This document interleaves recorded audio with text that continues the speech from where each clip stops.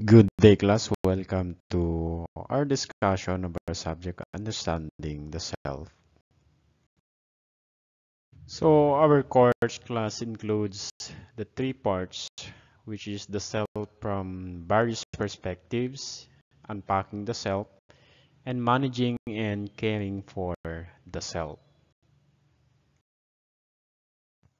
So, the self from various perspectives, we have the philosophical, we have the sociological, anthropological, psychological, Eastern and Western perspective.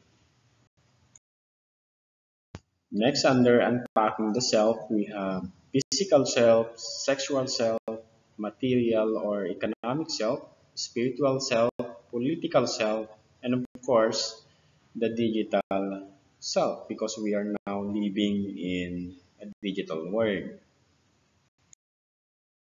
Then the last one is managing and caring for the self. So we have here becoming a better student, taking taking charge of one's health. So those are the compositions ng ating three parts of our course, understanding the self. So class, start tayo on the philosophical perspective on the self. At the end of this module, you will be able to compare and contrast the philosophical perspectives on the self, examine yourself against the different philosophical views of the self, distinguish how the philosophical perspectives on the self are applied. So we will start at the definition of philosophy.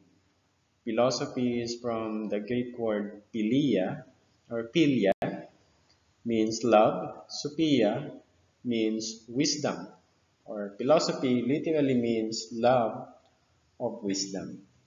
So again, philosophy employs the inquisitive mind to discover yung ultimate causes, yung reasons, and principles of everything.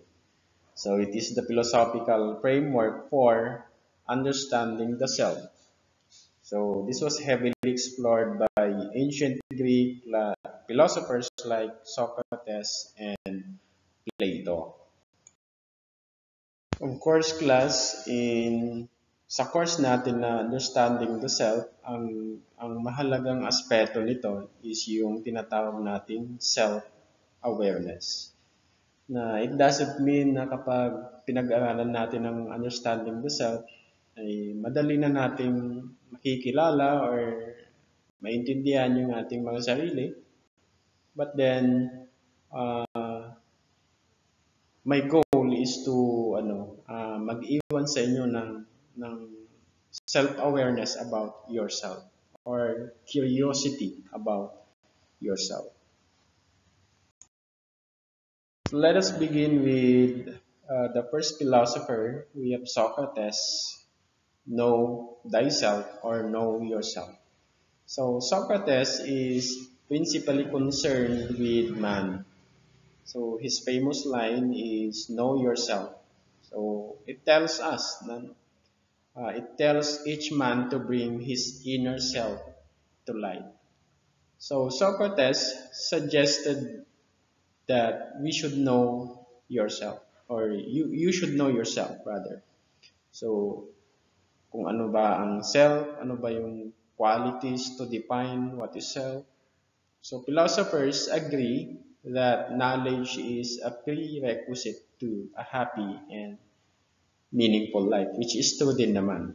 No? Kung kilala mo yung self mo, who you are, or mayroon kang self-knowledge, so that is a prerequisite to a happy and meaningful life. Then next for Plato naman, the ideal self and the perfect self. I do believe bilis lang natin itatakal itong module 1 natin.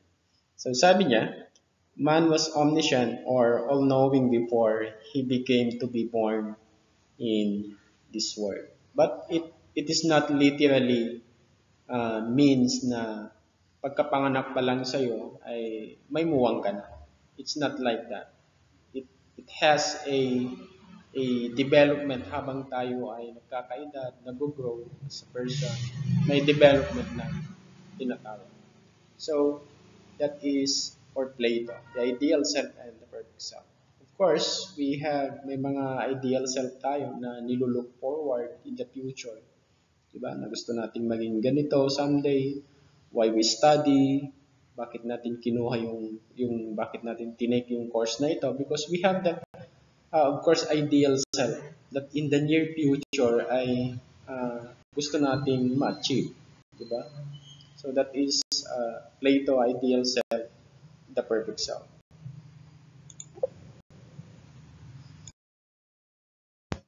The next is for Immanuel Kant, respect for self. So Immanuel Kant, naniniwala siya that justice should always prevail as per the order of the Creator, which is our God, and the natural order of things. As per Immanuel Kant, respect others as you would respect yourself. Of course, yan din naman yung gusto natin, di ba? Everybody wants respect. So, it says that a person should not be used as a tool, instrument, or device to accomplish another's private ends. Hindi daw natin dapat ginagamit yung ating kapwa just to achieve our goal or yung ating motives whatsoever na gusto nating ma-achieve. A person should not be used bilang tool or instrument.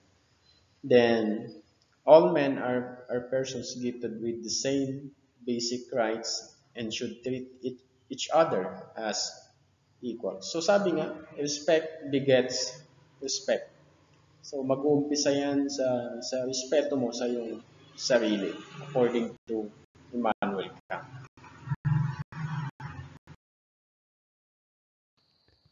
Next is René Descartes.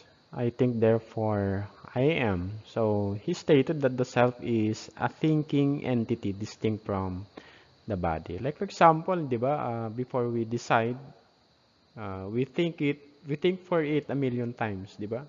So hindi lang tayo basta nagde-decide. So the self is a thinking entity distinct from the body.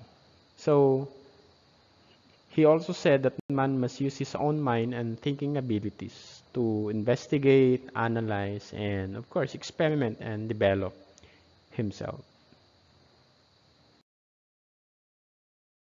Next, number 5, we also have John Locke, personal identity. So the personal identity is the self, is a matter of psychological continuity. Ang personal identity is founded sa ating consciousness or sa ating memory. So ang concept na ito, class, states that an individual human being is born blank. Okay? The self is not present at birth. Kumbaga, hindi natin alam, wala tayong buwang habang tayo ay pinapanganak. Wala tayong kaalam-alam, wala tayong memory on how, kung paano tayo pinanganak, sinilang sa mundong ito. Hindi din natin alam na magiging ganito tayo sa future. Hindi din natin alam kung ano yung magiging kinabukasan. Hindi natin alam. So the self is not present at birth because we are born blank. No built-in mental content. No? Wala pa tayong muwan. And our identity is defined entirely by events after birth to personal experiences. That is according to John Locke. Personal identity. Next is David Hume. Sabi niya, the self is the bundle theory of mind. So, ibig sabihin, for David Hume, man has no clear or malinaw and intelligible idea of the self. Wala daw tayong idea or malinaw na idea or matalinong idea about ourselves according to him. So, a person can never observe oneself without some other perception.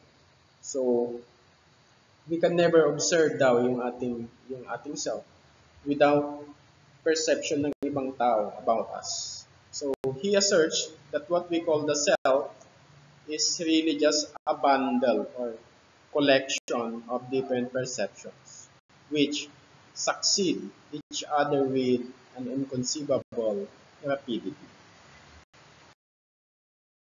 Next, we also have Saint Augustine, the last but not the least, love and justice as the foundation of the individual self. So sinabi ni Saint Augustine, a virtuous life is dynamism of love. Okay, so it is a constant following of and turning towards love, while a wicked life is a constant turning away from love. So, another one, sinabi niya, loving God means loving one's fellow man. Kung mahal mo ang Diyos, minamahal mo na din ang iyong kapwa.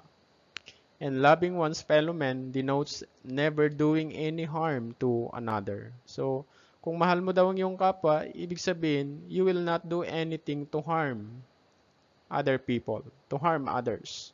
As the golden principle of justice states na do unto others as you would have them do unto you. Or i-reverse natin, huwag mong gawin sa iba ang ayaw mong gawin din nila sa iyo. So that is Saint Augustine Love and Justice as the foundation of the individual self. So that ends our discussion, class. I hope at least may natutunan tayo sa ating lesson for today. So thank you and God bless.